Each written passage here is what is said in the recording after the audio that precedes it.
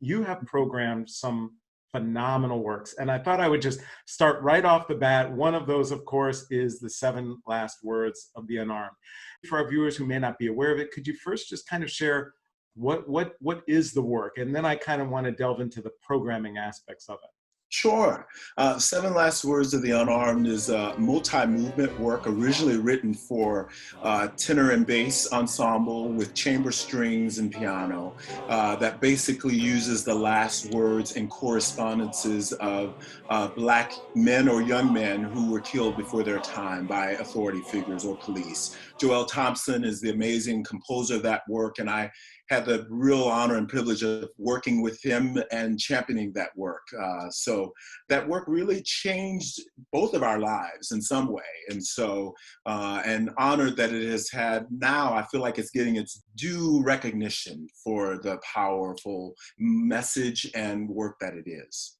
Just wondering kind of your thinking as a leader in terms of why did you program it to begin with, and were there risks?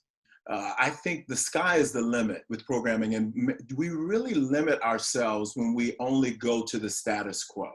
I'm always a fan of trying to find new voices and emerging composers. You know, Joel was only 25 then when the work came to me, and really he wrote it never to be performed.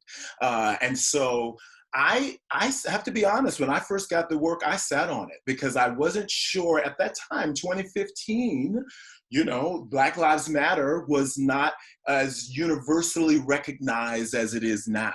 And so after I couldn't step away because the work spoke to me on so many levels. First and foremost, as a musical work, it was absolutely brilliant the way Joel used so many different compositional devices to set those words. But then as a man of color, African-American man, it just grabbed my heart. And I realized if I was going to program this work with a group of individuals who are not men of color, that we had to find the universal connection. And once I found that and the students were on board with that, with me, I knew that we could go on that journey together. And even though some people said, you know, why would you do this work? I just believe if you can find the commonality and the message that unites us all. And for this piece, it was loss of life. Regardless of how it happened, we all can at least agree that any life that's lost is something to be mourned, right? And so with that, we forged ahead with our students and we framed it Love, Life, and Loss. And the response really was overwhelmingly positive.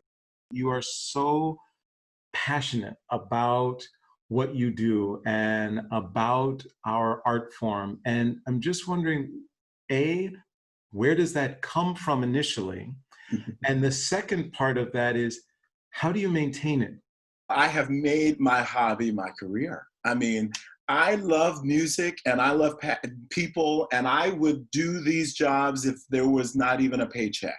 That to me, when you get the chance to work with people who are interested in being together and you working with great music, I mean, that for me feeds my soul. And I could do that all day long, really, if the combination of that, and of course, having so many different venues through the Washington Chorus, you know, EXIGENCE and the University of Michigan. So I feel like I get different perspectives at different ways to communicate the art form, and that also helps.